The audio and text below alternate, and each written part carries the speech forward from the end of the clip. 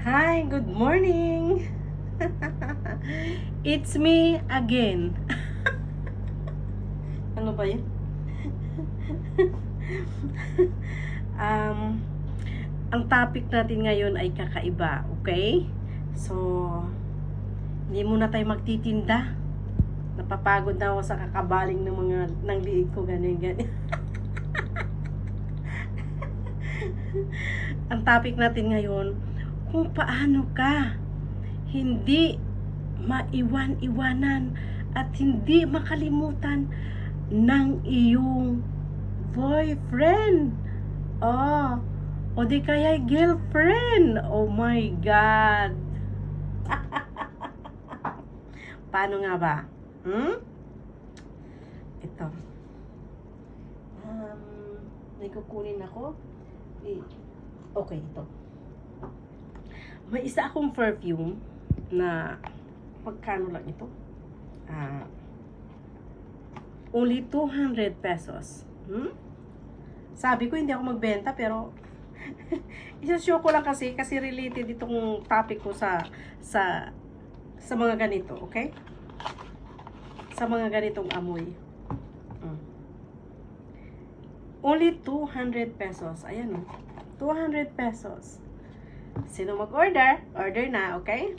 So, para hindi kayo, wow! Ha! Para hindi kayo iwanan ng girlfriend at boyfriend ninyo, ito lang ang masasabi ko, okay? Unang gawin ninyo, maligo. Maligo araw-araw. Kung pwedeng 2 times a day or 3 times a day gagawin ninyo. Number 2, always ang gagawin ninyo, bigyan ninyo kahit 1 minuto na siya ay importante sa'yo. Okay?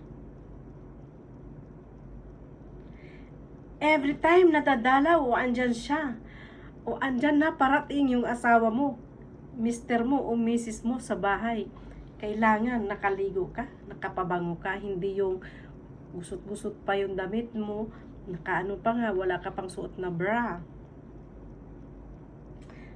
Kaya naghahanap yung lalaki, di ba, ng iba. Kasi, mas maganda si kabit, mas maganda si kabit kaysa kay misis. Kasi, hindi lahat ng oras ay sub ka sa trabaho. Naubo tuloy ako sa ano. Di lahat ng oras ay sub ka sa trabaho. Ilang oras lang ba maligo? Naabot ba ng 1 oras o ilang minuto lang? 'Di ba? Pwede naman 'yan eh, 'di ba? Unahin mo munang i-scrub lahat ng ano mo, ng private parts mo, pagkatapos kay bubuhos. Tapos, 'di ba?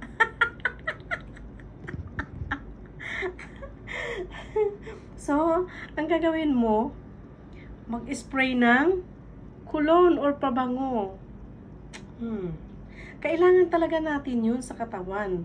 Kailangan natin para pagyakap mo man lang ng asawa mo. Oo, ang bango naman ng misis ko. Ang bango naman ng darling ko. Ang bango naman ng babe ko. See? Hindi lang yan sa lalaki. Sa lahat. Sa lahat. Okay? Babae, mapasinggil mom, mapasinggil dad, ano ka pa dyan. Kahit matanda ka na. Kahit ubanin ka na. Kahit may nakaupo ka na, uugod-ugod ka na. Kailangan maglinis ka pa rin kasi yan ang number 1, yung hygiene. Ayan. Kaya itong mga pabango na to, importante yan sa katawan natin. O, di ba? O. Kaya ikaw, ako sa'yo, bumili ka na. Hindi ka ba makabitaw ng 200 pesos? Kaya mag-order ka na. 200 pesos lang to. Okay? Sa sunod, na ipopost ko yung pinakamura pa rito. Hmm. Sa panahon ngayon, wala na talagang mura. Pero meron ako, 'di ba? Pinipresenta sa inyo, nire-recommend sa inyo. Ayan, ayan. Hmm. Kaya ikaw, comment down below, okay? Love you.